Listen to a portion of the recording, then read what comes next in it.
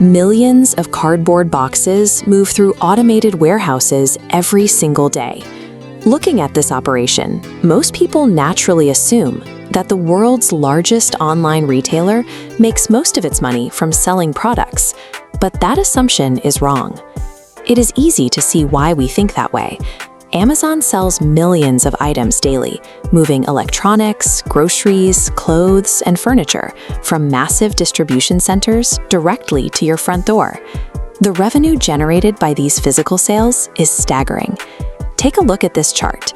It compares the massive gross revenue Amazon brings in against the tiny remaining sliver of operating profit. To get those products to you, Amazon has to pay for warehouses, transportation networks, packaging, and a massive customer support staff to handle returns. By the time all those logistical costs are paid, almost all the profit has evaporated. High sales volume creates a massive logistical burden. For a company relying solely on retail, keeping even a few pennies of every dollar earned requires perfect execution and leaves virtually no room for error or rising costs. This makes the creation of Amazon Prime look baffling at first glance. For an upfront fee, a company already struggling with tight retail margins offers you unlimited, lightning-fast shipping. Fulfilling that promise requires an astoundingly expensive logistical infrastructure. To make the deal even sweeter, they throw in access to streaming video, a massive music library, and cloud storage. On paper, it looks like a terrible financial trade-off for the company. They appear to be giving away far too much. To understand the math, you have to look at a metric called Customer Lifetime Value, or LTV.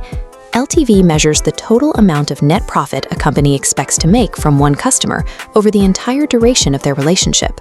This visual illustrates a funnel where a single upfront subscriber fee expands outward into a lifetime timeline of repeated purchases. Amazon doesn't rely on the subscription fee for direct profit. Instead, that fee is a mechanism designed to artificially inflate your LTV over decades. Prime's true purpose is to rewire consumer psychology. It takes someone who might occasionally buy a book or a phone case and turns them into a permanent, high-yield asset.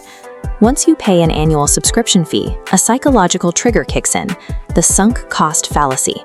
You have already spent the money, so you feel a strong compulsion to get your money's worth out of the service. Because shipping is now free, the friction of buying is entirely removed. You stop opening new tabs to price check items at Walmart or Shopify. When you need batteries, a new blender, or dog food, you default to the platform where you already paid for the shipping privileges. This chart shows the stark difference in annual spending and order frequency between Prime members and non-Prime users. Subscribers shop far more often, and as a result, they spend significantly more money every single year than casual shoppers do. Watch what happens as this altered habit compounds over time. Extending this timeline out 5 years, the gap widens into a chasm. The cumulative revenue generated by that single loyal Prime user dwarfs what a non-member brings in. The subscription fee is just psychological bait. It creates a captive, highly lucrative audience that shops reflexively, and that sets the stage for how the company actually gets rich. With millions of captive buyers locked into the ecosystem, Amazon can turn on its real profit engines behind the scenes. Think about the search bar on their homepage. It is one of the most valuable pieces of digital real estate on Earth. Companies willingly pay massive premiums for sponsored listings to appear at the very top of those search results because they know the people typing in those keywords are already holding their wallets. Unlike moving physical boxes, digital advertising requires zero physical inventory. The profit margins are enormous, completely offsetting the razor-thin margins of the retail store. Then there is the third-party seller ecosystem. Millions of independent businesses flock to this platform for one reason: they need access to those compulsive Prime buyers. This creates an incredibly brilliant asset-light model.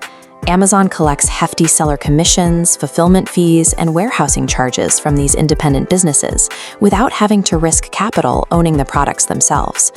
Prime acts as a massive gravitational pull. It locks consumers into a closed loop, setting up a system where Amazon gets to tax every single interaction between a captive buyer and an independent seller. When economic slowdowns hit and consumer spending drops, traditional retailers panic, but Prime acts as a structural defense mechanism. By shifting from a purely transactional model to a recurring subscription model, the company built a highly predictable financial foundation. Institutional investors look at that steady cash flow and see stability. Wall Street assigns premium valuations to recurring, predictable revenue.